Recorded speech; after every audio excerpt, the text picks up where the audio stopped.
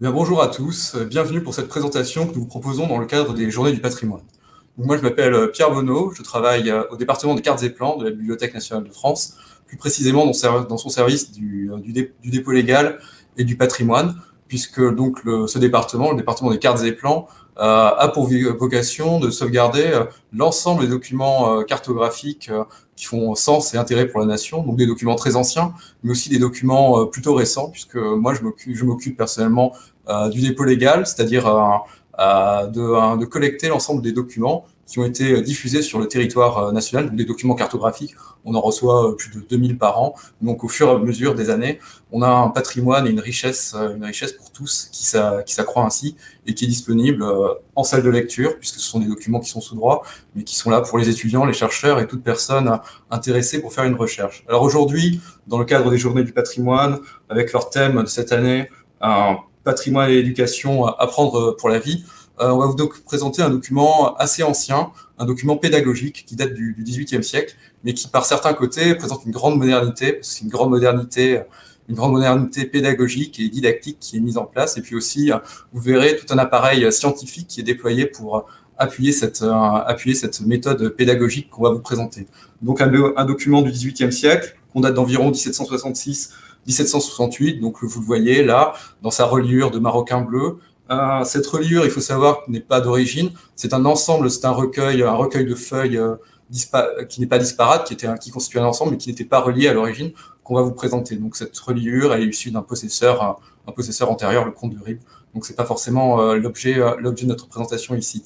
Donc on va commencer directement avec ce document et sa destination et son auteur. Donc sa destination, il est très ancien régime parce qu'il était destiné à l'éducation du comte d'Artois. Donc il y avait 10 ans dans ces années-là, 1768, à peu près une dizaine d'années, et son éducation par le premier géographe du roi, par Philippe Buache. Donc c'est peut-être la personne décisive dans cette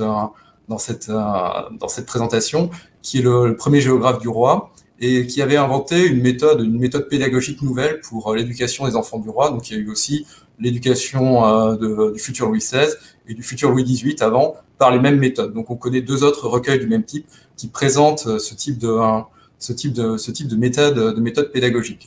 Donc ce recueil qu'on va commencer à ouvrir, donc il y a d'abord une petite introduction qui a été faite postérieurement, et ensuite on arrive au début de la structure du recueil. Donc là on arrive sur des pages des cahiers de répétition, mais ce n'est que le début du recueil. Il est constitué en fait de trois éléments qui sont un peu mélangés. D'abord des leçons de géographie, ensuite des cartes entières qui permettent de situer ces leçons, et enfin des cartes muettes qui permettent de s'exercer. Donc on va examiner ces trois ensembles assez rapidement pour vous donner une idée de la manière dont ça fonctionne et quel était l'esprit de la chose.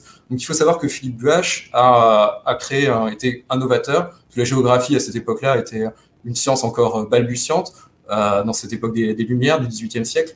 Et Philippe Buache avait créé un système d'explication à peu près complet de la manière dont était organisée la surface du globe à partir de son élément fondamental et fondateur, qui sont les chaînes de montagne, les reliefs. Donc il disait que c'était le squelette de la Terre, son ossature.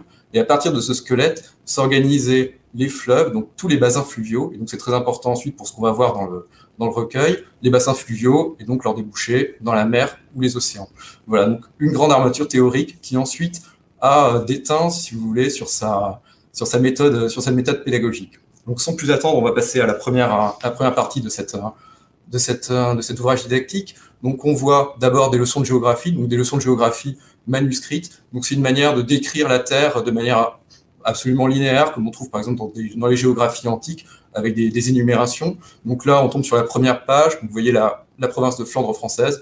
Alors il y a forcément, on a toutes les grandes places fortes qui sont détaillées. Voilà, Lille, Dunkerque, tout avec le détail de leur fortification, de leur force, de leur puissance. Donc autant de leçons manuscrites, vous voyez la date en haut, qui ont été prises par le comte d'Artois pour assimiler des connaissances brutes de géographie sans qu'elles soient spécialisées.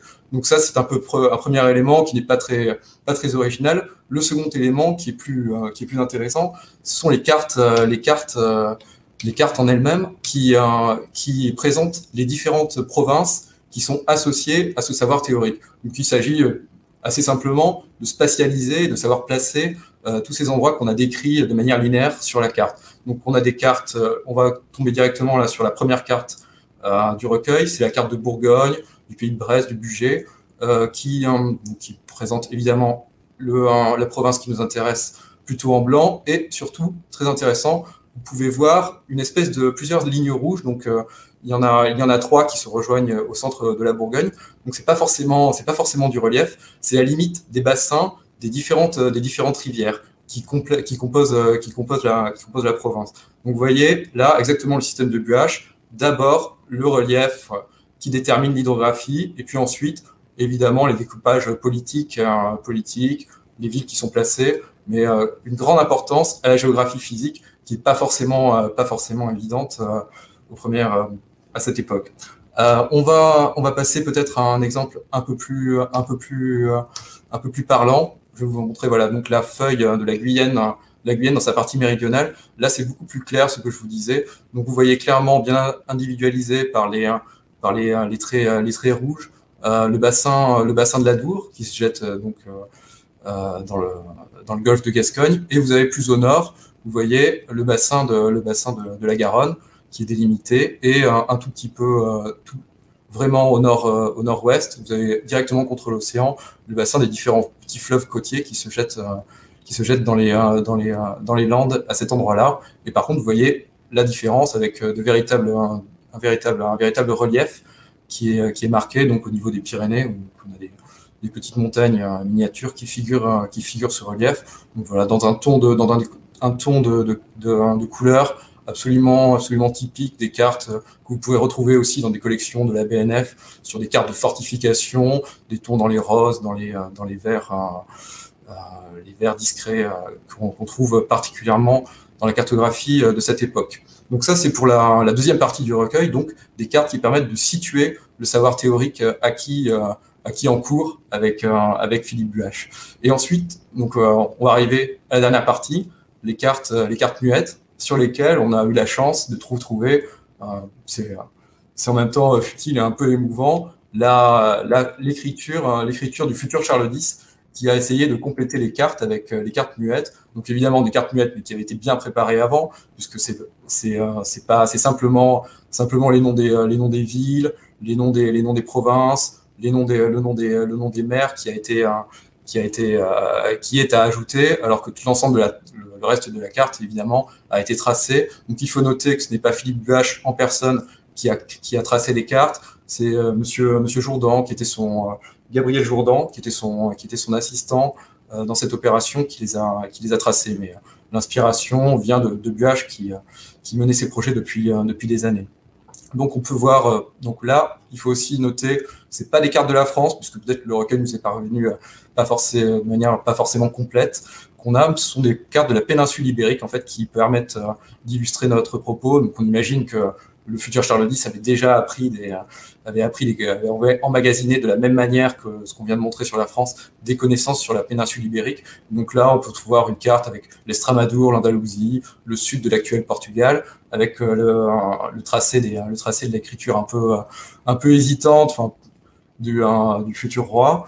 On a aussi une carte d'Aragon et de Catalogne, où la main du roi est très reconnaissable, puisque vous voyez que Aragon part d'une police de caractère assez importante pour diminuer jusqu'à la frontière avec la Catalogne. Même chose pour la Catalogne, donc il y avait encore des petites choses à régler dans la typographie.